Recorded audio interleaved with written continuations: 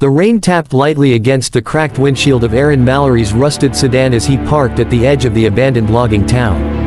Fog crept low over the pines like ghostly fingers, swallowing the road behind him. He glanced at the passenger seat, where the sleek black case lay buckled in place like a sacred relic. Inside it was the device that had consumed the last 8 years of his life, the chrono detector. Aaron wasn't just a physicist, he was a man possessed by time. He stepped out into the cold, boots sinking slightly into the wet gravel. The town had been evacuated 30 years ago after a fire gutted most of the infrastructure. Officially, it was declared uninhabitable due to structural instability and wildlife activity. And officially, something else had happened here, something that his detector was finally ready to uncover. The chrono detector wasn't designed to find metal or radiation or even movement. It was built to pick up anomalies in time, moments where the past leaked into the present. Temporal echoes, Aaron called them, memories of reality that hadn't fully faded. In this town, Armitage Ridge had one of the strongest signatures he had ever recorded. He entered the broken remains of what had once been a general store.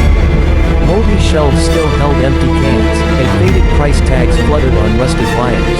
He held and opened the case, revealing the sleek, gunmetal gray detector.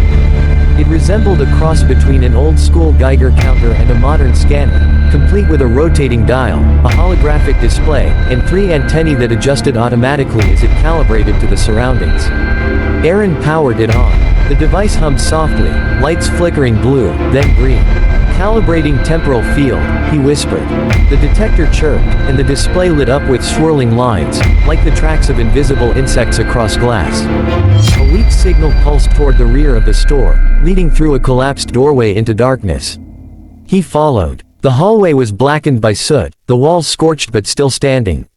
The detector's signal spiked, a red blip appearing on the display.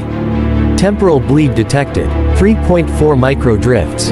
He stepped carefully into the next room, which had once been an office.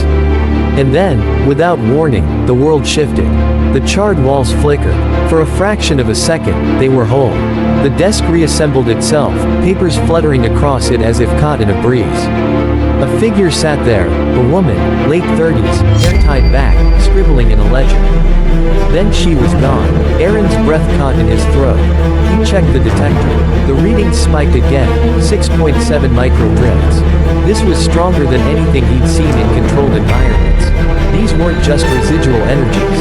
Something here was trying to reassert itself. He adjusted the frequency. The detector now displayed multiple flickering echoes, ghosts of people walking through walls, sitting on chairs that no longer existed. He followed the pulses deeper into the building, down a staircase that led to the basement. Down there, the air changed. It felt denser, older, as if time itself had congealed. The detector whined sharply. The display stuttered, and then new data appeared. Name: Dr. Edwin Harrow. Aaron's hands trembled. Harrow had been the chief engineer of a classified military experiment back in the 1990s, Project Nocturne, a rumored time-based surveillance program that had mysteriously gone dark after only 6 months. Harrow had disappeared without a trace. All that remained were a few declassified files and conspiracy theories. What the hell were you doing here? Aaron muttered. Suddenly, the detector emitted a high-pitched wail. He dropped to one knee, covering his ears.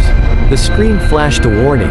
Chrono storm imminent. A low rumble shook the basement floor. Lights exploded across the device, and the room began to strobe. Dim, bright, as reality blinked like a dying bulb. And then, he was no longer alone. Across the basement stood a man in a lab coat, eyes sunken, his body flickering in and out of existence. His voice echoed as though coming from a tunnel. You shouldn't be here. Aaron's mouth went dry. Dr. Harrow. The man twitched. You activated it. God help you. What did you build here? Aaron demanded, holding the detector between them. What caused the temporal bleed? But the ghost, or whatever it was, merely pointed to the far wall. Aaron turned and saw a door that hadn't been there a moment ago. The signal on the detector maxed out. A continuous beat filled the air, and the device began to shake in his hands. He approached the door. Behind it was a corridor of black marble, perfectly preserved, completely incongruent with the rest of the ruin. It led downward, into the bowels of the earth. He stepped through.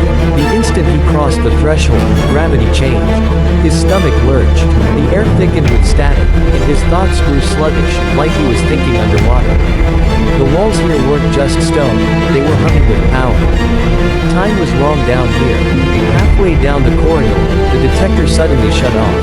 No, no, no, Aaron muttered, smacking it. The screen remained dark. A whisper echoed down the hall. Feel the echo now. Aaron froze. The voice was his own. A door at the end opened by itself, revealing a massive chamber, like a cathedral, lined with concentric rings of machines, all dead.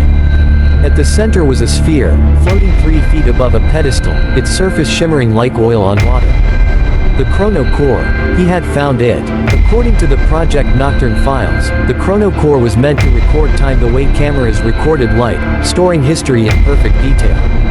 But the theory had a flaw. If it captured time too well, it would begin to overwrite the present with the past. Temporal integrity would collapse. And now Aaron understood the truth. Harrow hadn't disappeared. He had become part of the echo.